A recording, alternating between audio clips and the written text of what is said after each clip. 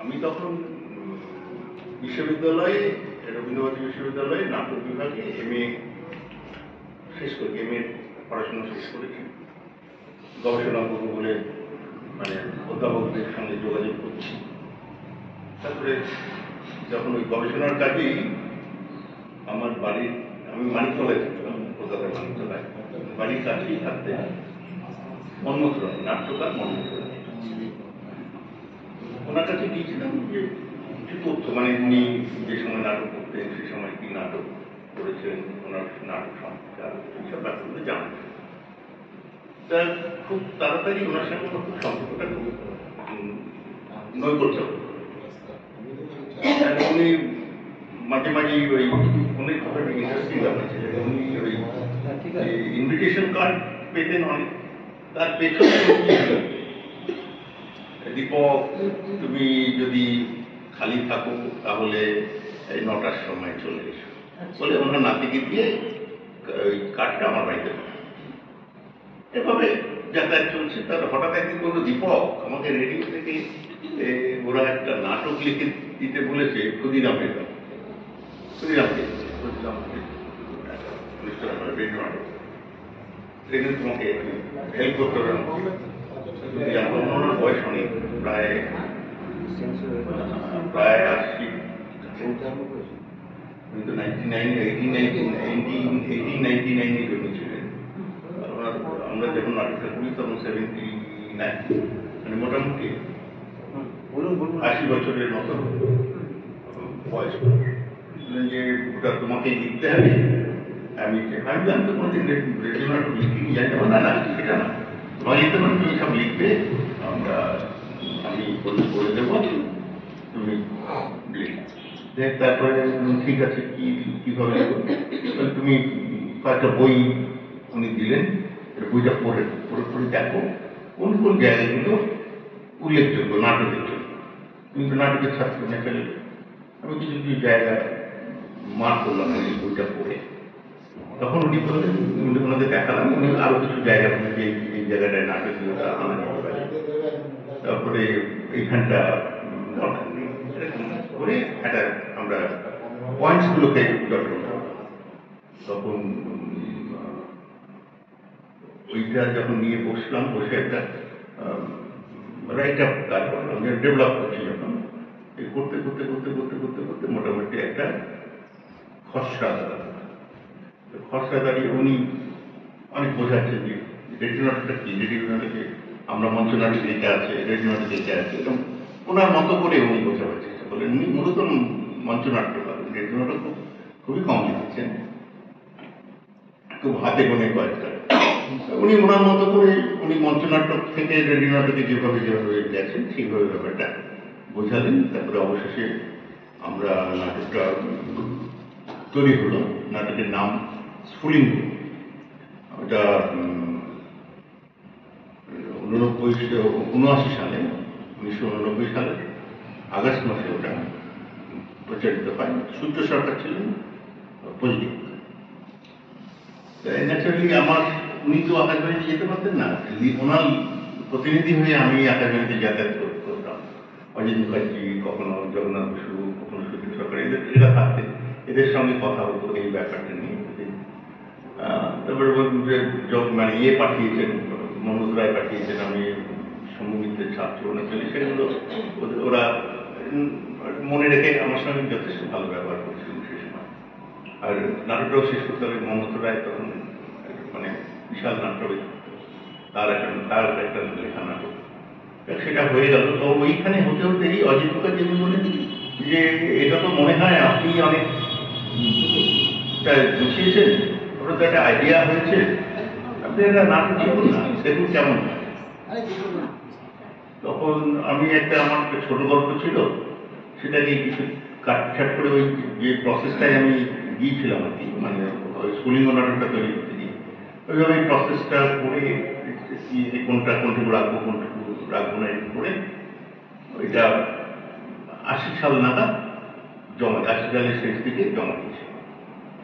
তারপরে ওদের তো প্রসেসে সময় লাগে, প্রসেসের সময়ে ওই একটা আমাদের জুন মাসে উনি বললেন, বললেন যে এটা তোমারটা অ্যাপ্রুভ হয়েছে, ওটা ওই নাটকটা করছি।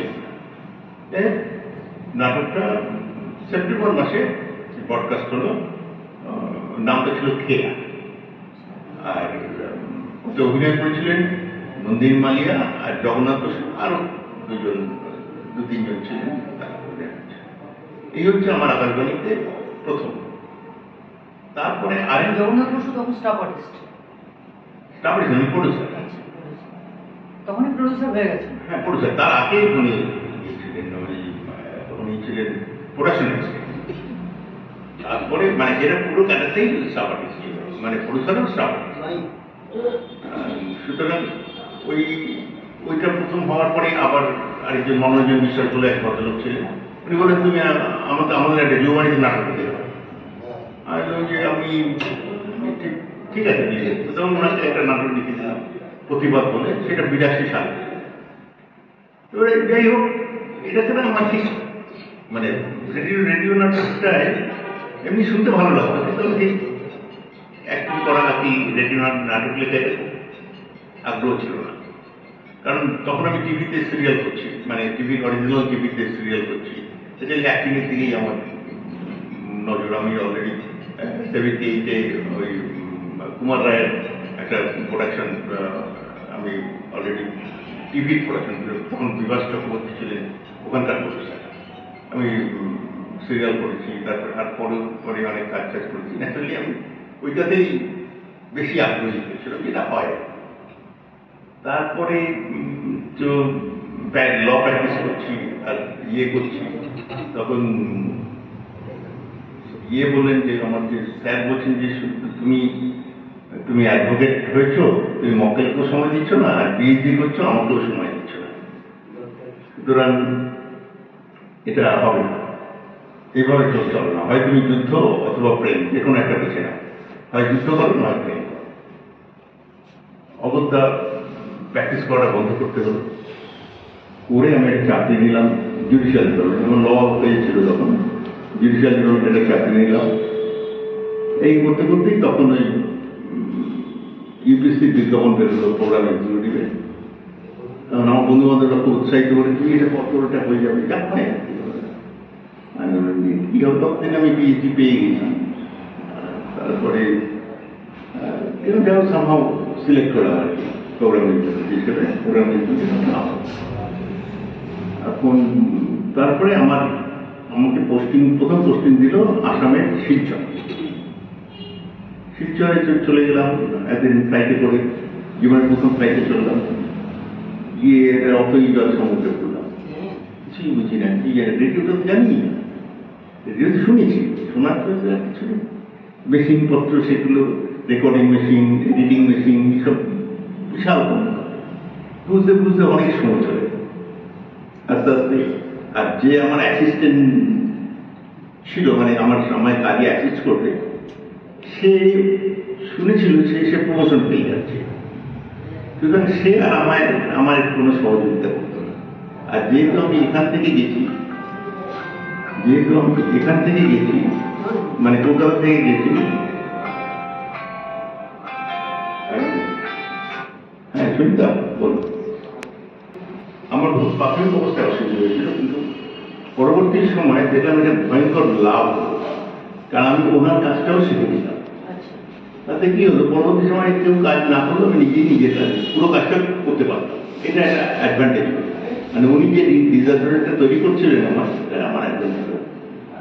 দেখলাম আমি পড়াশোনা করতে শুরু করলাম, ইত্যাদি করতে করতে বেশ অনেক নাটক পড়াশোনা করবো। ওখানে লোকজন মানে কলকাতা থেকে এসছে না, কলকাতা থেকে নিয়ে নাকি অনেক জানে, কিন্তু সেটা কি জানতো না, কলকাতার নাটকের লোক না চলে।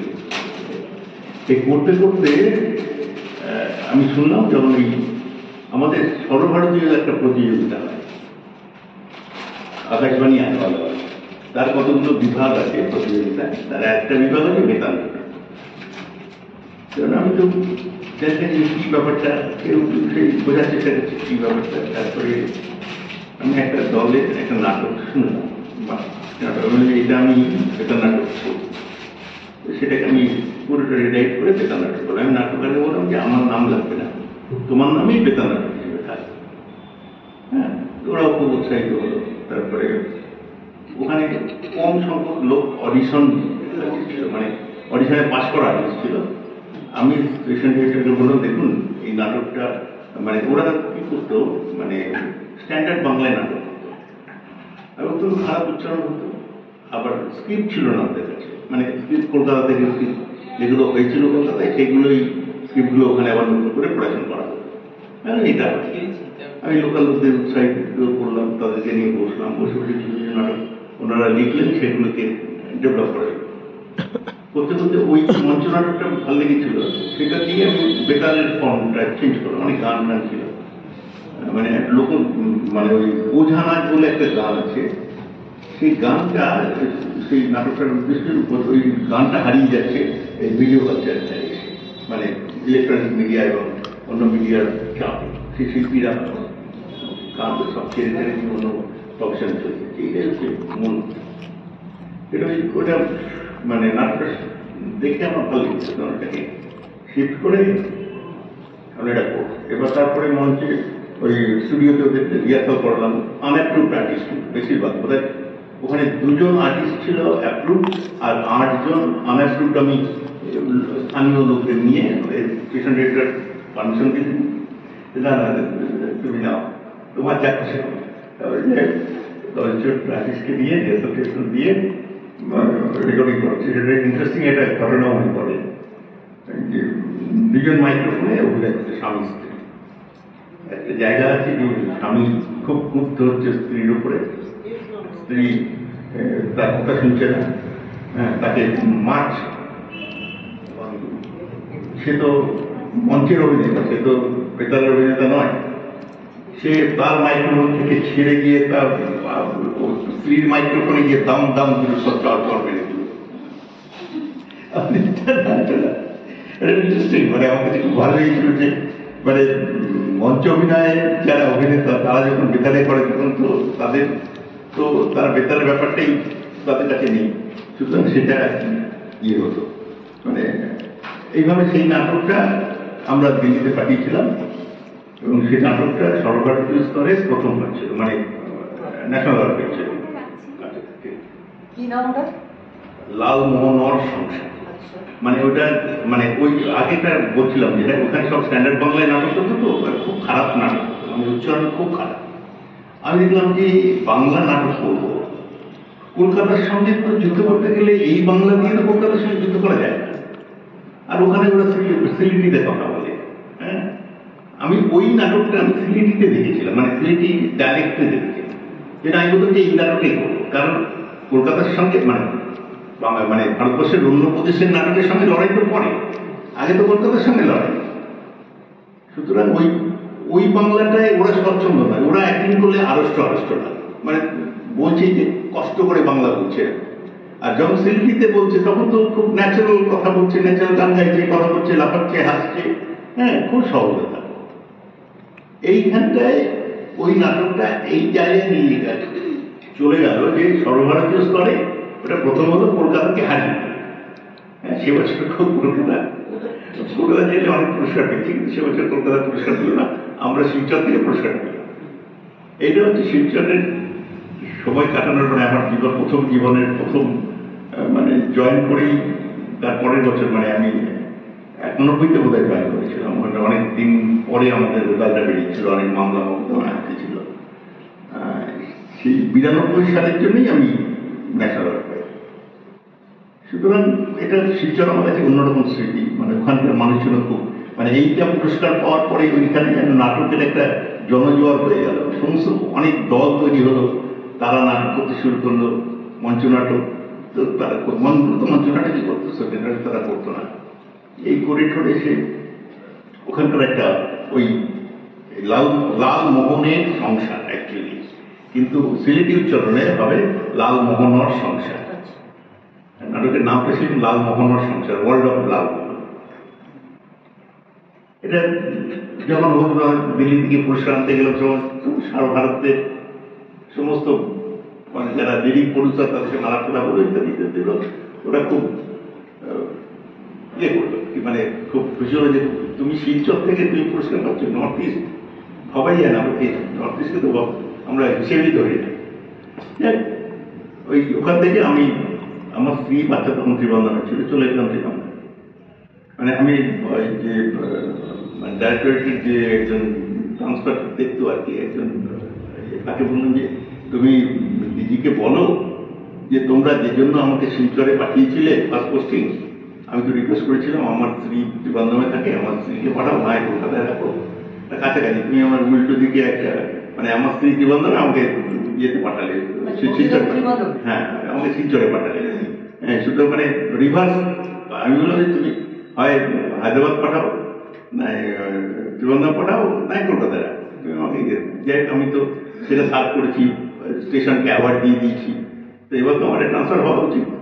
ঠিক আছে, ইয়ারকার দেখে সত্যি সত্যি 4 মাস বাদে আমাকে ত্রিবন্ধনে ট্রান্সফার করলে আমি চলে গেলাম।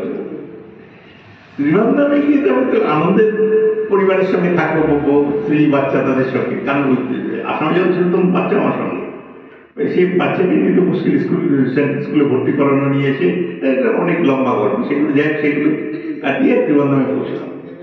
ত্রিবন্ধনে পৌঁছলাম, আমি তো সারা জীবন বাংলা স্কুলে পড়ে এসেছি, আর তাও পড়াশুনো না করা, মানে একদম দুষ্টু ছেলেদের মধ্যে যারা থাকে তাদের মধ্যে আমি একজন ব্যাক বেঞ্চার ছিলাম। নাটক করতে গিয়ে যা যতটুকু জানা আছে।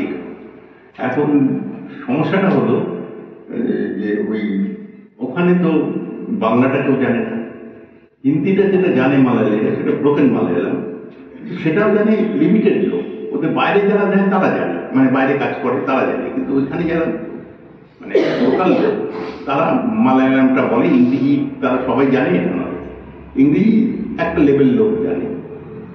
আর আমার ইংরেজি অত্যন্ত খারাপ, ইংরেজির থেকে ভালো, কিন্তু যাই হোক সেই ওইখানে গিয়ে অথই জলে পড়লাম। একে মালায়ালাম ভাষা বুঝি না, ইংরেজি বলতে পারি না, হিন্দিটা ওরা অর্ধেক অর্ধেক বোঝে, অর্ধেক বোঝে না। সে বোঝাতে মানে সে বাজারে গিয়ে আদা কিনতে বলেছে তোমার বলতে, আদা আদা আদা মানে কি বলবো, তখন দূরে দেখলাম যে একজন ভদ্রমহিলা সিঁদুর পরা ভদ্রমহিলা দাঁড়িয়ে আছে। আমি খুব তার কাছে শুনে অবাক হয়ে থাকলো। আমি যে আদাকে কি বল, বলে ইঞ্জি। আমি তো ইঞ্জি করতে করতে দেখ একজন ইঞ্জি বার করে দিল, এরকম মানে ভয়ঙ্কর অবস্থা। তখন ইংরেজিটা হচ্ছে আমার তখন সব থেকে ক্লোজ ল্যাঙ্গুয়েজ, মানে যা ইংরেজিটা দিয়ে কমিউনিকেট করতাম।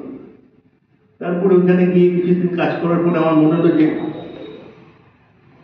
বেতার নাটক যদি করেছি এতদিন, তাহলে আমি এখানে কেন বেতার নাটক করতে পারবো না? ওখানে বেতার নাটক সেইভাবে উল্লেখযোগ্য কিছু না। ওরা যেটা করতো সেটা হচ্ছে ফিল্মগুলোকে রেকর্ড করে নিত, সাউন্ড রেকর্ড নিত করে, সেটাকে ছোট করে রেডিও নাটকের মতো করে ওরা বাজাত। রেডিও নাটক আলাদাও হতো, কিন্তু এটা বাজাত। আমি বললাম এটা তো রেডিও নাটক করা যায়, এখানে কি করা যায়? তখন বছরখানেক ধরে আমি চেষ্টা করলাম লেটারগুলো বোঝার, ল্যাঙ্গুয়েজটা বোঝার। একটা সুবিধা ছিল অ্যাকালচারেশনের যে অ্যাডভান্টেজটা, যে আপনি যদি কোথাও থাকেন শুনে শুনে শুনে শুনে আপনি শিখে যাবেন, সেইটা একটা খুব কাজ করেছিল আমার। মোটামুটি দিনের পর দিন থাকতে থাকতে একটা পথ চলতি কথাবার্তা বলতে বলতে এসব চলে গেলাম। আর পড়াটা শিখলাম ওই বাসে করে। আমাকে প্রায় 1 ঘন্টা জার্নি করতে হতো। আমি যেখানে থাকতাম আমার স্ত্রীর কোয়ার্টারে, সেখান থেকে অল ইন্ডিয়া রেডিও কোয়ার্টার ছিল, কিন্তু আমি দোকানে থাকতাম না, আমার স্ত্রী মুভমেন্টে অসুবিধা হতো, আমি ইয়েতে থাকতাম সব মানে গ্রামে। 1 ঘন্টায় ওই জানলা দিয়ে শুধু সাইনবোর্ড দেখতাম। সাইনবোর্ডে কোথাও ইংরেজি এবং মালায়ালাম লেখা থাকলেই আমি দুটোকে ওই চেক করতে শুরু করতাম। করতে করতে করতে তো মোটামুটি একটা সময় দেখলাম যে আমার লেটারগুলো চেনা হয়ে গেছে, শব্দগুলো বুঝতে পারছি। তারপরে একটা নাটক লিখলাম মানে আরেকজনের সাহায্য নিয়ে। মানে আমি ব্রোকেন মালায়ালাম, ব্রোকেন হিন্দি এবং ব্রোকেন ইংলিশ এই 3টে দিয়ে বোঝাবার চেষ্টা করতাম। ও সেটাকে শুদ্ধ করে দিত ইয়েতে, মানে মালায়ালামে। আবার অনেক সময় আমি ওটা শুনতাম না, কারণ ও একটা ভয়ঙ্কর কঠিন মালায়ালাম দেওয়ার চেষ্টা করতাম। না সাহিত্য করলে একজন বাঙালি ত্রিবন্ধনে গিয়ে মালায়ালাম ভাষায় নাটক লিখছেন, করাচ্ছেন, সেই মানুষটা। হ্যাঁ, তারপরে ওই ইয়ে হলো আর কি, মানে ওই ওকে বললাম যে না এখানে এরকমই হবে, তুমি চেস্ট ল্যাঙ্গুয়েজ দিও না, মানে চেস্ট ওটু ফ্লাওয়ারি ল্যাঙ্গুয়েজ দেওয়ার চেষ্টা করতে হবে। না না, নাটকে ফ্লাওয়ারি ল্যাঙ্গুয়েজ লাগে না, যেখানে লাগে সেখানে লাগে, কিন্তু সবসময় ফ্লাওয়ারি ল্যাঙ্গুয়েজ লাগে না। তারপরে যাই করে করে তারপরে আমি আরেকজনকে নিয়ে বসলাম, দেখো দেখি এইটা যে করেছে ওর ইয়েটা মালায়ালামটা, এইটার ঠিক এটা লাগছে না, দেখো তো কি আমি আমি যখন রাস্তায় কথা শুনি এরকম বলে না, এরকম বলে, হ্যাঁ তুমি ঠিক উত্তর হয়েছো, এটা এরকম হবে না, এটা যদি আমরা এমনি কলোকিয়াল ভাষায় বলি তখন আমরা এইটা বলি। এই করে স্ক্রিপ্ট রেডি করলাম, স্ক্রিপ্ট রেডি করে তখন মালতী মার্ডার কেস একটা নাম দিলাম নাটকের। নাটক অন্যরকম ছিল, মানে একটি মেয়েকে রেপ করা হয়েছিল, মেয়েটি আদালতে এসছে, আদালতে এমন সব ওকে আক্রমণ করেছে, কথা বলেছে, এই করেছে, তো ফাইনালি ও পারে, মানে মামলাটায় মানে এমনভাবে ব্যাপারটা হয়েছে যে ওর শাস্তি, মানে ও অ্যাকুইট হয়ে গেছে। ইয়েটা যে পিপি ছিলেন মহিলা, তিনি এতদিন লড়াই করছিলেন যে একটা রেপ কেসের সওয়াল করছিলেন, তারপরে এসে তারপরে কেসটা হয়ে যাওয়ার পরে আরেকদিন সেই মহিলা এসছে জজের কাছে বলছে, মানে কোর্টরুম ড্রামা ছিল আর কি, যেহেতু আমি কোর্টটা বুঝি, কোর্টের সিস্টেমটা বুঝি, ন্যাচারালি এটা কোর্টরুম ড্রামায় কনভার্ট করেছিলাম। সেটা পরের দিন এসে বলছি যে স্যার আজকে আমি এটা এতদিন আমি যে মামলাটা করেছিলাম সেটা নয়, এটা আমি একটা মার্ডার কেসের আমি ইয়ে করতে এসেছি, সওয়াল করতে এসেছি, কারণ কাল রাত্রে মেয়েটি সুইসাইড করছে, এবং এই মেয়েটির suicide it is not a suicide, it is murder, এবং কারণ এই সমাজ ওরা সমাজের সবাই মিলে তাকে হত্যা করা হয়েছে, ইটস এ মার্ডার। এখানে মানে বলতে বলতে মেয়েটা ভেঙে পড়ছে, ওখানে নাটক শেষ হচ্ছে, এরকম একটা নাটক করছে। এই নাটকটা খুব ওদের কাছে খুব ইয়ে, পত্রপত্রিকা খুব অনেকটা করে লিখেছিল, এবং ওখানকার যারা বিখ্যাত অভিনেতা অভিনেত্রী তারা কাজ করেছিলেন, জনার্দন নায়ার, তো টিপি রাধামণি, মীনা নবী, খুব এমআর কুমার, বিখ্যাত কাজ করেছেন। তারপরে এটা করার পরে আমার মজা লাগলো, বাহ তো করা যায়। আবার পরের বছর আবার অ্যাওয়ার্ডে পাঠিয়ে দিলাম, হ্যাঁ অ্যাওয়ার্ডে পাঠিয়ে দিলাম, মানে ওই লেভেলটা হয়েছে। পরের বছর আরেকটা নাটক করলাম, সেই নাটকটার নাম খুব ইন্টারেস্টিং,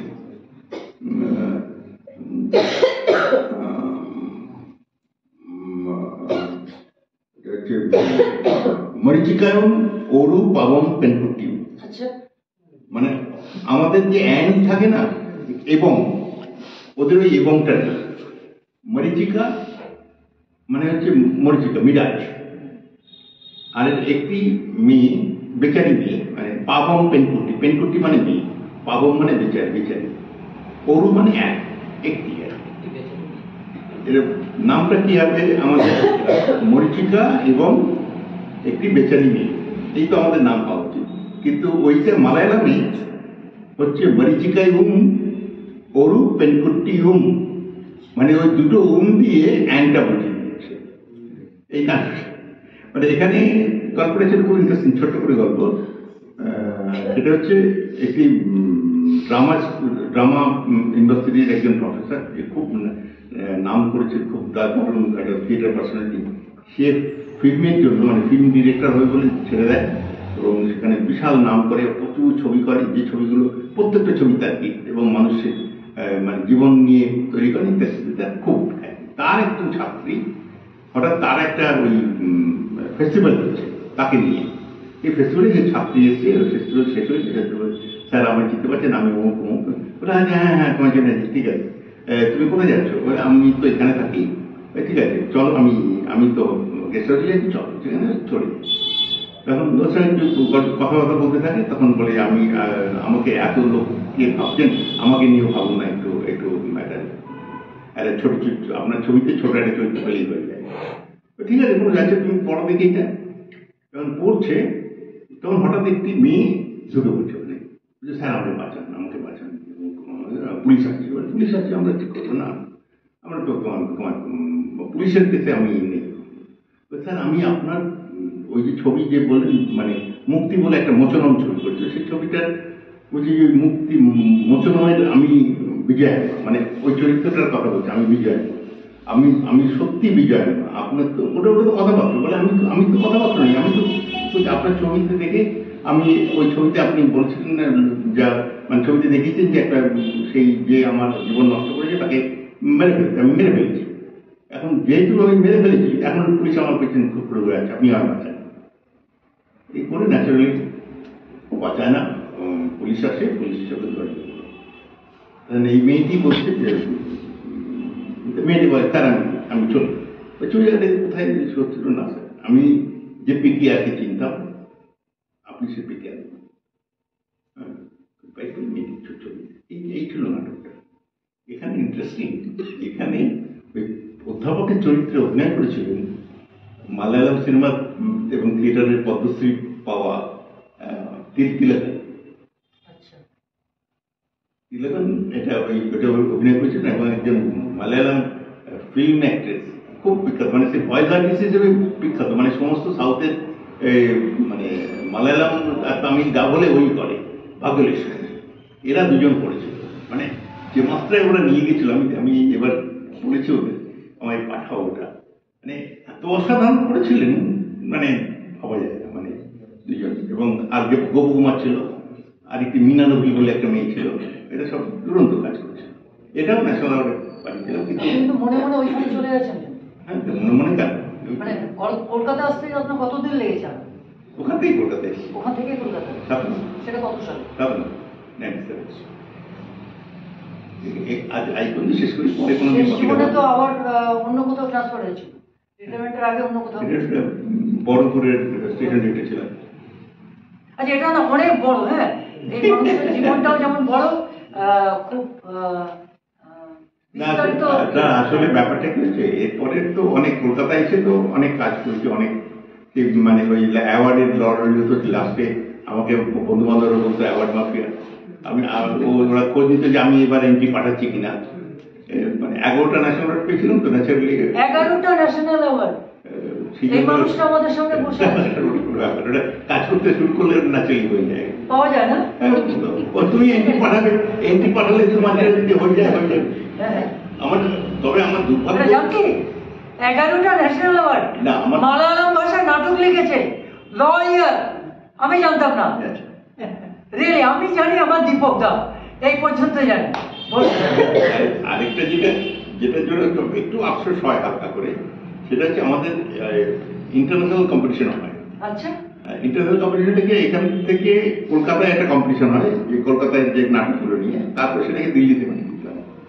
দিল্লিতে আবার সারা ভারতের সবাই পাঠায়, সেখানে কম্পিটিশন হয়, হয়ে একটা নাটক সিলেক্ট করবে, করে সেটা ইন্ডিয়ান এন্ট্রি হিসেবে, ওটা কলকাতার এন্ট্রি না, ইন্ডিয়ান এন্ট্রি হিসেবে ওটা কম্পিটিশন হবে। সেখানে কি হয়, ওই নাটক ওই যতগুলো এন্ট্রি হলো সেগুলো পৃথিবীর বিভিন্ন প্রান্তে জুরিরা রয়েছে, তাদের কাছে পাঠিয়ে দিল। 10 জন জুরির কাছে নাটক পাঠিয়ে দিল, তারা নাম্বারিং করে পাঠালো। তাতে প্রথম যে 4টে থাকবে, সেই 4টেকে ওরা বলে ফাইনালিস্ট। এবার সেই 4টে নাটকের ফাইনালিস্ট যারা হলো, সেই নাটকগুলো এবার একটা ফাইনাল হওয়ার জন্য, যেরকম ওই ইয়েতে হয় না, অস্কার টস্কারে হয় না, সেরকম ওই 4টে নাটককে আবার 5 জন জুরি আছে, ফাইনাল জুরি, ফাইনালিস্টের জুরি, তারা আবার শুনে একটা নাটককে নির্বাচন করবে। $2000 দিত ওরা, মানে 1 লাখ টাকার মতো আর কি পুরস্কার দিতে হয়েছে। যেমন 3বার এরকম হয়েছে, মানে $2000টা কানের পাশ দিয়ে বেরিয়ে গেছে। না, 2000 হলো না বলে অন্য কিছু আর দিল না? না, ওটা একটাই আবার। আচ্ছা আচ্ছা, $2000 3বার কানের পাশ দিয়ে বেরিয়ে গেছে। সিলেক্ট হয়েছিল না, ফাইনালিস্ট অস্কারের জন্য মনোনীত। না, অস্কার নয়, এবিউ, ওটা বলে এবিউ অ্যাওয়ার্ড, এবিউ অ্যাওয়ার্ড। আচ্ছা, আমরা এবার আমাদের কাজ শুরু করি। আচ্ছা, আপনাকে মাঝখানে আরেকবার আমাদের একটা ছোট্ট বিরতি হবে, তখন আপনার থেকে আমি একটা জিনিস জানতে চাইবো, সেটা হচ্ছে যেটা নিয়ে আজকে বসা, আমরা মূলত আজকে একটা বাচিক অনুষ্ঠান করবো। তাতে গল্প থাকবে, আবৃত্তি থাকবে কিনা আমি জানি না, শ্রুতি নাটক থাকবে। আপনার কাছে শুধু একটা জিজ্ঞাসা, যেহেতু আপনি রেডিওতে নাটকের সঙ্গে ওতপ্রোতভাবে জড়িত ছিলেন, এই শ্রুতি নাটক ব্যাপারটা কোত্থেকে এলো এবং এটাতে বেতারের অবদান কতখানি, এই বিষয়ে আপনি বলবেন আমাদের কিছুক্ষণ, ঠিক আছে? আগে থেকে বললেন না? যতটুকু জানি হ্যাঁ ওই তো যতটুকু জানেন আর কি। ঠিক আছে, মানে আমাদের কাছে আপনি এই ব্যাপারটা অথরিটি, কারণ রেডিও থেকে যেভাবে শ্রুতিতে এসছে সেই বিষয়টা আপনার জানা, এটা আমরা অনেকেই জানি না। এইটা আমরা শুনবো, এবার আমরা শুরু করি। ঠিক আছে, আচ্ছা আজকে বাকিদের বলি। শুনলাম গল্পটা ভালো লাগলো, মানে ছবিটা আওয়াজ কোথায়? অনেকটা কি রে, ঠিক আছে, আওয়াজ একটু আওয়াজ হবে। ছিল গল্প পাঠের, তাই তো? গল্প পাঠ যেটা আমরা শুনলাম সেটা গল্পের নাটকীয় উপস্থাপনা। হ্যাঁ, গল্প পাঠ করলে একরকম আরেকটু মানে পড়ার মতো করে বলতে হবে। আরেকটা আছে গল্প বলা, সেটা আরেকটা ভাব, মানে আরেকটা ফর্ম। আর গল্পের নাটকীয় উপস্থাপনা এটা আরেকটা ফর্ম। ওনাকে কনফার্ম করতে হবে উনি কোন ফর্মটায় থাকবেন। আর একটা ব্যাপার, আপনি রেকর্ড করেছেন এটা কখনো? আপনি রেকর্ড করবেন পুরো গল্পটা, যেরকম বললেন আপনি পুরো রেকর্ড করবেন, রেকর্ড করে শুনবেন। যদি নাটকীয় উপস্থাপনা করেন তাহলে আমার মনে হয়েছে কোথাও কোথাও একটু পজের দরকার আছে। মানে একটা পরের মুহূর্তে একটা অন্যরকম একটা ছবি তৈরি করতে চাচ্ছেন, সেখানে একটা 1 সেকেন্ড 1/2 সেকেন্ড পজ রেকর্ড। আর একটা হচ্ছে কোথাও যখন সহজ কথা বলছেন তখন প্রত্যেকটা শব্দের একটা আলাদা আলাদা ব্যঞ্জনা আছে, আপনাকে খুঁজে বার করতে হবে যে সবকটা ব্যঞ্জনা সেখানে ঠিকঠাক করে আপনি উপস্থাপনা করছেন কিনা। যেখানে দেখুন ব্যঞ্জনাটার একটু কম হচ্ছে কিংবা বেশি হয়ে গেছে, সেখানে ব্যালেন্স করে নিয়ে ব্যঞ্জনাটায় মাত্রায় দাগ করতে হবে। মানে প্রত্যেকটা শব্দের একটা আলাদা ব্যঞ্জন আছে, ওজন আছে, হ্যাঁ, কোন শব্দটার কতটা ওজন হবে এরকম ব্যাপার আছে। একবার রেকর্ড করে নিন, রেকর্ড করে নিয়ে শুনুন, শুনলেই দেখবেন যে আমার মনে হচ্ছে কয়েকটা জায়গায় একটু পজ হলে তারপরে, কারণ আপনি যেহেতু নাটকীয় উপস্থাপনা করছেন, নাটকীয় উপস্থাপনা আর গল্পের মানে পাঠ, এটা আপনার দুটো মিলেমিশে একটু একটা জায়গায় এসে দাঁড়িয়েছে বলে আমার মনে হচ্ছে। আমার বলাটা একটু শেষ বলা নয়, আপনি নিজে শুনবেন, নিজে শুনে নিজেই ঠিক করবেন যে আপনি আমি যেটা বললাম সেরকম ভাববেন কি আপনার নিজের মতো করে যেরকম আছে সেরকম রাখবেন, কিংবা সেটা শুনে নেবেন, নিজে শুনে সিদ্ধান্ত নেবেন। কেউ বললে সেটা সঙ্গে সঙ্গে সেটাই সে ঠিক বলছে এরকম না, আপনাকে বিচার করতে হবে। আপনি বিচার করে তারপরে সিদ্ধান্ত নেবেন যে ঠিক করবেন। দরকার হলে আপনি আরো কয়েকজনকে শোনাতে পারেন সেটা রেকর্ডিংটা। ইনিশিয়ালি যে শুরু করলেন সেখানটা গল্প পাঠ, একদম গল্প পাঠ, তারপর থেকে আস্তে আস্তে আস্তে আস্তে আপনি নাটকীয়তায় এসছেন বলে আমার মনে হয়। নাকি একটা হতে পারে যে গল্পের শুরুটা আমি অন্য একটু সহজ করে ধরি, তারপরে আস্তে আস্তে নাটকীয়তায় যাবো, সেটাও হতে পারে। সেটা মানে আপনার উদ্দেশ্য কি সেটা তো আমি জানি না, মানে কিভাবে ব্যাপারটা প্রেজেন্ট করবেন। তবে আমার যেটুকু লেগেছে তাতে এইটা মনে হলো আপনি একবার রেকর্ডিং করে নিন, করে নিয়ে আরো ভালো হতে পারে। মানে ভালোর তো শেষ নেই, আপনার যত ভালো ভালো, এবং আমার মতে তো আপনার যথেষ্ট ভালো হয়েছে, কিন্তু এটা আরো ভালো হওয়ার যথেষ্ট সুযোগ রয়েছে। এবং তার আগে আপনাকে ঠিক করে নিতে হবে যে আপনি কি কোন ফর্মটায় কনফার্ম করবেন। ঠিক আছে?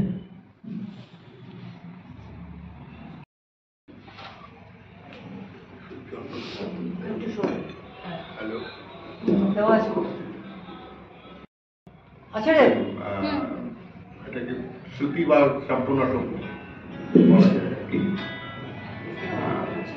একটা ব্যাপার আমি একটু বলি আর কি, সেটা হচ্ছে নাটক নির্বাচন করা, যে কোনো নাটক উপস্থাপনা করার ক্ষেত্রে সব থেকে প্রধান কাজ আপনার দলে কে কে আছে, কে কে কি ধরনের অভিনয় করতে পারে, এটা মাথায় রেখে আপনাকে নাটক নির্বাচন করতে হবে। আর নাটক নির্বাচন করতে হলে খুব সাবধানে নাটক নির্বাচন করতে হবে।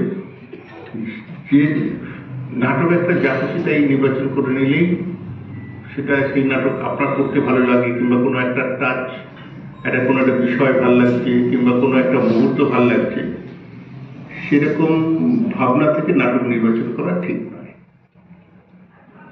আরেকটা ব্যাপার, নাটক নির্বাচন করতে হলে বেতার নাটক কিংবা শ্রুতি নাটকের ক্ষেত্রে একটু তফাৎ হয়। বেতার নাটকে হলে যিনি যারা শ্রোতা নাটক শুনতে থাকে, বেতারের শ্রোতা, তারা মিনিট খানেকের মধ্যে যদি নাটকের একটা আকর্ষণীয়তা হারিয়ে ফেলে, সে সুইচ অফ করে দেবে কিংবা অন্য চ্যানেলে চলে যাবে। শ্রুতি নাটকের ক্ষেত্রে হয়তো লজ্জায় ঘর ত্যাগ করতে পারবে না, যদি আকর্ষণ প্রথমেই না তৈরি হয়, উসখুস করবে, শুনতে ভালো লাগবে না, বোর হয়ে যাবে, বোর হয়ে মুন্ডপাত করবে, ইত্যাদি ইত্যাদি। সুতরাং এমন নাটক নির্বাচন করতে হবে যেটা মিনিট খানেকের মধ্যে, মিনিট দুয়েকের মধ্যে যেন একটা কিউরিওসিটি তৈরি হয়, জানবার আগ্রহ কি হচ্ছে, কি হবে। এইটা নাটক নির্বাচন করার আগে এগুলো ভাবতে হবে। এবং নাটকটা আদৌ নাটক হলো কিনা। অনেক সময় কিছু সংলাপ জুড়ে দিলেই একটা নাটক হয়ে গেল, নাটকীয় মুহূর্ত তৈরি করতে হবে। একটা বেতার নাটক কিংবা শ্রুতি নাটক কিন্তু ভীষণ গতিময়তা লাগে, ভীষণ গতি লাগবে। যদি এই গতি হারিয়ে যায় তাহলে সে নাটকগুলো শুনতে ভালো লাগে না। গতিময়তাই হচ্ছে এই ধরনের নাটকের প্রধান এবং মূল বিষয়, ভালো লাগা নাটক। আরেকটা ব্যাপার, প্রথমত নাটক নির্বাচন করতে হবে, ঠিক খুব ভেবেচিন্তে নির্বাচন করতে হবে, যাতে তার মধ্যে কৌতূহল বজায় থাকে সেরকম নাটক নির্বাচন করতে হবে। কৌতূহল, এই নাটক যেরকম কৌতূহলটা অনেক পরে আস্তে আস্তে আস্তে আস্তে শেষে একটাখানে জায়গায় এলো, তার মধ্যে অনেক সংলাপ জুড়ে জুড়ে নাটকটাকে বড় করা হলো। এরকম আমি টেক্সটার কথা বলছি, উপস্থাপনার কথা বলছি না। উপস্থাপনার ক্ষেত্রে যেটা বলবো আমি, যে কোনো চরিত্র যখন নির্বাচন করা হবে তখন চরিত্রের তিনটে মান আছে, থ্রি ডাইমেনশন অফ ক্যারেক্টার। একটা হচ্ছে শারীরিক মান, একটা সামাজিক মান, একটা মনস্তাত্ত্বিক মান। এই তিনটে মান আমরা যখন কোনো চরিত্র নিয়ে কাজ করবো তখন সেটা মাথায় রাখতে হবে। সেই তিনটে মান দিয়ে আমরা নাটকটা, এই চরিত্রটাকে বিচার করবো যে চরিত্রটা কি, চরিত্রটা সামাজিকভাবে সে কি, সামাজিকভাবে বাড়ির কর্তা না ছেলে, না তার পরিবেশ কি, সে কি জমিদার, সে কি অধ্যাপক, সে কি ছাত্র, সে কি গুন্ডা, নাকি সে চাষি। এইভাবে সামাজিক মানে তার পরিবারের কি অবস্থান, পরিবারের কি সে কর্তা না সে চাকর, সে কি ধনী না দরিদ্র। এরকম এইসব ব্যাপারগুলো মানে সামাজিক দিক থেকে সেই চরিত্রটার কি অবস্থা সেটা আমাকে নির্বাচন করতে হবে, মানে সেটা জেনে নিতে হবে। তারপরে করতে হবে শারীরিক মান, লোকটা লম্বা, বেটে, রোগা, মোটা, কি তার কোনো অসুবিধা আছে কিনা চলাফেরায়, ইত্যাদি ইত্যাদি। এইগুলো শারীরিক মান দেওয়া হবে। মানুষটা কিরকম, সে কি ভাবে, কি চিন্তা করে, এই সাইকোলজিক্যাল স্ট্যান্ডার্ডটাকে বুঝে নিতে হয়। এইটা করে চরিত্রটা কিভাবে ডিজাইন করা হবে, কিভাবে পোর্ট্রে করা, উপস্থাপনা করা হবে, সেইটাকে মাথায় রাখতে হবে। এবং সেইভাবে চলাফেরা, কথাবার্তা, প্রতিটা শব্দ উচ্চারণে যেন সেই ছবিটা, ওই তিনটে মানের ছবিটা যেন আমার কাছে চলে আসে। এই যে মেয়েটি চরিত্র করা হয়েছে, মেয়েটি একটা অবসাদ, একটা হালকা অবসাদ এই চরিত্রের মধ্যে আছে সবসময়। যে হাজবেন্ড মারা গেছে কি মা বেঁচে আছে জানে না, একটা এই অবসাদের মধ্যে রয়েছে। এটা এই চরিত্রের অবস্থা। আরেকটা হচ্ছে বাবা তার ছেলেকে হারিয়েছে, বাকি সবাই কেউ নেই, শুধু তাকে, এই মেয়েটিকে অবলম্বন করে শ্বশুরমশাই বেঁচে আছে। আরেকটা হচ্ছে বন্ধুর চরিত্রটা ভীষণ হেসি, এখানে কি করলো, কি বললো, এই টাকা রোজগার করলো, মানে এটা যা সহযোগী চরিত্র, কোনোভাবে এটা আসে না, মানে খুব একটা এফেক্ট করে না। কিন্তু যে চরিত্রটাকে এনেছে এটাকে করার জন্য। কিন্তু আমার মনে হয় যে চরিত্রটা না থাকলেও কোনো নাটকের কোনো অসুবিধা নেই। বাবা মেয়ে মিলে চরিত্রটা করতে পারে, মানে বাবা বৌমা আর মিলে করতে পারে, তাদের সুখ দুঃখের কথা, তাদের সঙ্গে সময়ের কাটানোর কথা, মানে কিভাবে তারা আগে কি কাটিয়েছে, পরে কি কাটিয়েছে, অন্য সময় কি কাটিয়েছে, সেইটা নিয়েও নাটকটা হতে পারে। বেসিক স্ট্রাকচারে নাটকটাই গণ্ডগোল আছে। আর একটা ব্যাপার হচ্ছে যেটা মূল ব্যাপার, মানে ওই পার্সপেক্টিভ, আপনি কোথায় আছেন। মানে যদি ঘরে হয়ে থাকে তাহলে ঘরে কে বসে আছে, বাইরে কে আছে, এইটা বোঝাতে হবে। আবার একসঙ্গে বাইরে ঘরে একই লেভেলের কথা বললে সেটা কনফিউশন হয়ে যাবে, যারা শুনবে তারা বুঝতে পারবে না দুজন মানুষকে বাইরে, একজন বাইরে একজন ভেতরে আছে, না দুজন পাশাপাশি বসে কথা বলছে। তারপরে একটা জায়গায় শুনলাম যে গান গাওয়ার সঙ্গে একটা প্রস্তুতি নেওয়ার একটু ব্যাপারটা রয়েছে, সেটা ঠিক দানা বাঁধেনি, সেটাকে একটু দানা বাঁধাতে হবে, যাই করতে হবে। একটু সংলাপগুলো অভিনয় করার ক্ষেত্রেও খুব আড়ষ্ট রয়েছে, মানে সংলাপগুলো ইটসেলফ একটু জটিল। আমি জানি না কে নাটকটা লিখেছে, কে লিখেছে নাটকটা, কে লিখেছে নাটকটা, কে লিখেছে নাটকটা? হ্যাঁ, আমি তো সেই জন্য আরো তাকে বলবো, এটা সংলাপগুলোর সঙ্গে অভিনয়ের তালমিল, এটা একটা সমস্যা হয়েছে। এটা তালমিলটা রাখা দরকার। হয় অভিনেতাদের সেই সংলাপের ঢালে মিলতে হবে, অথবা নাট্যকারকে সংলাপ অভিনেতাদের মতো করে লিখতে হবে, যাতে এই অভিনেত্রীদের দিয়ে যদি নাটক করতে চায় তাহলে তাদের মতো করে সংলাপে ঢালতে হবে। কারণ আমরা দু ধরনের অভিনেত্রী পাই। একজন হচ্ছে তারা যে কোনো চরিত্র সবসময় করে নিতে পারে, মানে নিজেকে যে কোনো চরিত্রে নিয়ে যেতে পারে, সেই চরিত্র হয়ে অভিনয় করতে পারে। আরেক ধরনের অভিনেতা অভিনেত্রী আছে যারা তাদের মতো করে চরিত্রগুলো করে। তো এখানে এইটার একটা সমস্যা রয়েছে, মানে হয় নাট্যকারকে তাদের মতো করে সংলাপ লিখিয়ে দিতে হবে, না হলে অভিনেতা অভিনেত্রীদের নাট্যকার যেভাবে চরিত্রটা পোর্ট্রে করেছেন সেই ফরম্যাটে আসতে হবে। আর যখন মানে আবহ সঙ্গীত কিংবা শব্দ আবহ ব্যবহার করা হবে তখন খুব সতর্ক করে থাকতে হবে যে সেটা যেন মানে জায়গা মতো এসে ঠিকঠাক হয়। কারণ আগে 1953 সালের আগে বেতারও এইভাবেই নাটক হতো, লাইভ নাটক হতো। এখন তারপরে রেকর্ডিং হচ্ছে, আমাদের অনেক কিছু সুবিধা একটা কালেকশন করে নিতে পারি, কিন্তু এই শ্রাব্য নাটক বা শ্রুতি নাটক যেটা, এখানে কোনো আপনি বলে ফেললে আর ভুল বললে আর সেটা সংশোধন করার উপায় নেই। এবং আগে বেতার নাটকও সেরকম হতো, ভুল বলে ফেললে আর কোনো। সুতরাং এইগুলোকে একটু মাজতে হবে, মানে পরিষ্কার করতে হবে দুপক্ষেকেই, অভিনেতা অভিনেত্রীদেরও নাট্যকারকেও। যেহেতু নাট্যকার কাছেই আছে, অন্য দূরের নাট্যকার হলে এটা করা সম্ভব ছিল না, যেহেতু কাছের নাট্যকার আছে, নাট্যকারও কিছু সংলাপ একটু সহজ, এনারা যেভাবে কথা বলে সেইভাবে যদি সংলাপগুলো করে দেন তাহলে এনাদের ওই অভিনয়ের আড়ষ্টটা কমে যাবে, সহজতাটা। এটা সম্ভব, এটা কারণ নাট্যকার এখানেই আছেন, এদের মতো করে এরা যেভাবে কথা বলে সেইভাবে যদি সংলাপগুলো পুট করা যায় সহজ হবে। যে আপনার যে শব্দ আপনি ব্যবহার করেছেন সেই শব্দ এনারা সচরাচর ব্যবহার করেন না, তাই সেটা বলতে গিয়ে আরোপিত মনে হচ্ছে কোথাও কোথাও। এটা একটু দেখে নিলে আমার মনে হয় ভালো হবে। একটু এটা এখন পর্যন্ত তো রয়েছে, মানে আন্ডার প্রিপেয়ার্ড মনে হয়েছে, প্রিপারেশনের দরকার আছে।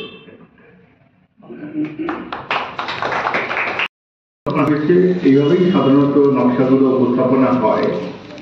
তবে অপ্রতিম বাবু যদি এটাকে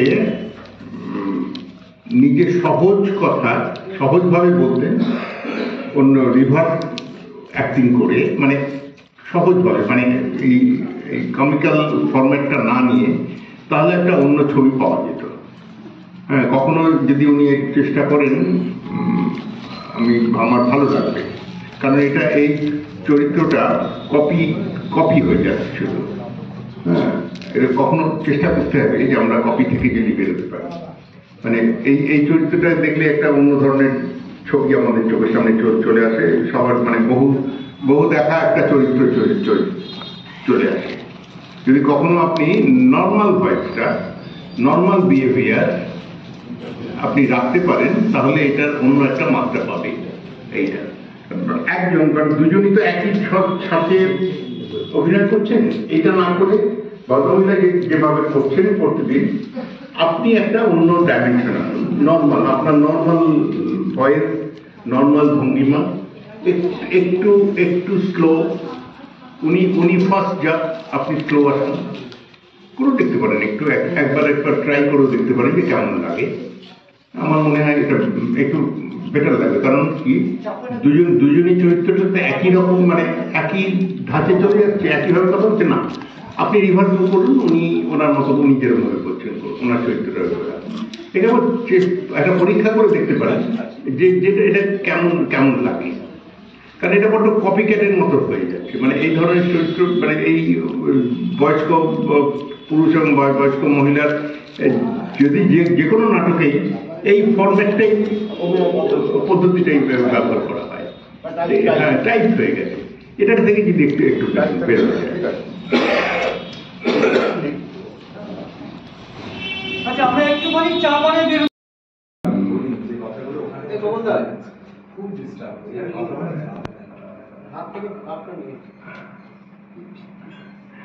নাটক শুনলাম, নাটকটা বেশ ভালো লাগলো অনেকটা। তবে আমার মনে হলো যে এটা প্রেজেন্টেশনের জন্য সাউন্ড এফেক্টটা ব্যবহার করা হয়নি। সাউন্ড এফেক্ট লাগবে যখন একটা ওই ফ্ল্যাশব্যাক কিংবা মন্টাজ যেটাই হোক, যেভাবেই ট্রিট করুন ওটা একটা লাগবে। ক্লোজিং মিউজিক লাগবে, ওপেনিং মিউজিক লাগবে। যেটা হচ্ছে ঋতুপর্ণার অভিনয় আমি কখনো শুনিনি এর আগে, খুব ভালো লেগেছে আমার। আচ্ছা, আমার মনে হয়েছে যে পুরুষ চরিত্রটি আরেকটু ক্যারেক্টার অ্যানালিসিস করা দরকার। মানে বিভিন্ন সময়ে চরিত্রটা বিভিন্ন রকম শেড, মানে শেড নয়, বিভিন্ন রকম ভাবে হচ্ছে, সেটাকে একটা লেভেলে আনতে থাকে, মানে যেটা আমার মনে হয়েছে। প্রথমে খুব পাতি লোকের মতো মনে হয়েছে কোথাও কোথাও, সে একটা সম্ভ্রান্ত লোক, ডিবচ, সম্ভ্রান্ত ডিবচ হলেই ওই হেসে হেসে একটু ভিলেনের মতো অ্যাক্টিং লাগে না। ডিবচরা অনেক অনেক হার্ড কোট হয়, তারা অনেক পলিশড কথা বলবে, বেস মারবে, মানে বেসে কথা রাখবে, ইন্ট্রোভার্ট কথা বলবে, ইন্ট্রোভার্ট প্রেজেন্টেশন হবে, নট দ্য এক্সট্রোভার্ট। এক্সট্রোভার্টটা করে না, ওই ও যা ঋতু যেভাবে অভিনয় করছে সে থেকে একদম ডাল লাগছে, মানে চরিত্রটা পড়ে যাচ্ছে। মানে ঋতু যেরকম যে লেভেলে অভিনয় করছে সেই লেভেলটাকে ব্যালেন্স করতে গেলে আপনার অভিনয়টা যে স্টাইলে অভিনয় করছে সেই স্টাইলে অভিনয় করলে বড় বেমানান লাগছে। এটা আপনাকে আবার ভাবতে হবে চরিত্র, মানে প্রেজেন্টেশন স্টাইল নিয়ে, মানে ওই খুব সাদামাটা হয়ে গেছে, মানে লো প্রোফাইলে যে অভিজাত যে, সেটাকে একটু ভাবুন যে অনেক ছবিতে আর দেখবেন সেখানে চরিত্রটা, মানে ওই প্রোফাইলের চরিত্রটা কিরকম করে, ভালো অভিনয় তারা থেকে সেখানে কি করে, এগুলো একটু খেয়াল করলে আপনি ওই ধরনের কোনো একটা ক্যারেক্টারকে পোর্ট্রেট। আর হচ্ছে একটু সময় নেবেন, একটু সময় নেবেন, কারণ ওকে ব্যালেন্স করতে গেলে, আপনার ক্যারেক্টারটাকে আলাদা করে প্রতিষ্ঠা করতে গেলে এগুলোর প্রয়োজন হবে। কারণ ও যেখানে ক্যারেক্টারকে তুলে নিয়ে গেছে সেখানটায় মাপে আনতে গেলে এইগুলোকে ওপর কাজ করতে হবে আপনাকে আরো, বলে আমার মনে হচ্ছে। আমি ঠিক এটা আমি দাবি করি না, তা আমার সাজেশন, আমার মনে হয়েছে এটা হলো বেটার হবে। এটা মিউজিক ফিউজিক হলে একটা ভালো পূর্ণতা সুন্দর। আপনি আপনার পারফরমেন্স প্রায় অ্যাবাভ 60 হয়েছে বলে আমি এগুলো বলছি, তার কম হলে বলতাম না। আপনি যেটা বলছেন ঠিক আছে, আমি একদম একমত। আমার যেটা একটাই মনে হয়েছিল, আসলে প্রেজেন্টেশন তো করতে হবে, করতে গিয়ে আপনি যেটা বলছেন আর একটু লো কি অ্যাক্টিং। এখন এই লো কি অ্যাক্টিং করতে গেলে আমি চেষ্টা করবো, আপনি চেষ্টা করবেন, কিন্তু বুঝতে পারছি না যে ওই মোমেন্টামটা রাখা যাবে। না, মোমেন্টাম রাখা যাবে, ওইটা আমি ভাবছিলাম। মানে ওই আপনি হেসে হেসে যেখানে অ্যাক্টিং তো না সবটাই কানে। হ্যাঁ, ওই জন্যই ওইটাকে লিড না করলেই। ঠিকই বলেছেন, আমারও কিছু জায়গা মনে হচ্ছে, মানে ওইটা না, ওই চরিত্রটা একটা হাই প্রোফাইল মানুষ, তার একটু ডিবচ এইটুকুই আমার ব্যাপার। যেমন ওর জায়গাটা কিছু কিছু জায়গায় শেষের দিকে মনে হচ্ছিল যে একটু যেন স্লো যাচ্ছে, একটু স্লো না ওইটা ব্যালেন্স করতে আপনি যদি ব্যালেন্স করেন তাহলে আমাকেও একটু স্লো একটু ব্যালেন্স করলে ব্যালেন্স হবে। ওর যে সুর আছে সেই সুরে আপনাকে থাকতে হবে, কারণ ও কিন্তু পজিটিভ ক্যারেক্টার, তো ও অ্যাডভান্টেজ বেশি পাবে। সুতরাং শুধু না এখানে অথর্ব্যাক চরিত্র, সুতরাং আপনাকে আরো বেশি কঠিন চরিত্র রাখতে হবে। সেই জন্য আপনাকে আরেকটু এর উপর কাজ করে রিথিঙ্ক করে ব্যাপারটাকে দাঁড় করা যাবে। কারণ অথর্ব্যাকিং হলে যে অ্যাডভান্টেজটা থাকে, যেটা সাপোর্টিং একটা ওইটা আমার মাথায় ছিল যে আমি শোনাতে হবে তো লোককে, ঠিক আছে ওটা না শোনাতে পারবেন, ওটা শোনাতে আপনি ডায়লগের যা গতি আছে তাতে শোনানো যাবে। হ্যাঁ হ্যাঁ। আর পজ লোকেরা তো যদি ঠিকঠাক জায়গায় পজ দেন, পজটা তো অ্যালাউ, এটাও তো ব্যাপার হচ্ছে যে এখানে আগেও তো আমি করেছি, ওনার মন্তব্য হচ্ছে যে আমি মঞ্চের লোক, তো মূলত মঞ্চের লোক করতে গেলে আমরা মাঝখানে অ্যাকশন গুলো ভালো পজ অটোমেটিক্যালি চলে আসে। পজ লাগবে কি খোকনদা শুনে আমাকে বলেছিল যে তুই যা পজ দিচ্ছিস তাদের শ্রুতি নাটক হচ্ছে না। কি বলেছি? আমরা বেতন কত লম্বা লম্বা পজ দিই। আচ্ছা আমি দেখছি আমি পজ দিতে চাই। হ্যাঁ লাগবে। আপনি দুটো রেকর্ডিং করুন, আলাদা রেকর্ডিং দুটো, যে অ্যাক্টিংটা ওর সঙ্গে করলেন সেই অ্যাক্টিংটা রেকর্ডিং করুন, আর আপনার যেটা আপনি পরে ভাববেন সেইটা আপনি দেখবেন যে তফাৎটা বুঝতে পারছেন। মানে আপনি কথা বলতে গেলেও একটা কথা বলতে, আচ্ছা হ্যাঁ আচ্ছা ওইটা দাঁড়াবে, ওটা তো কম নর্মাল অ্যাক্টিং এর সঙ্গে যাবে।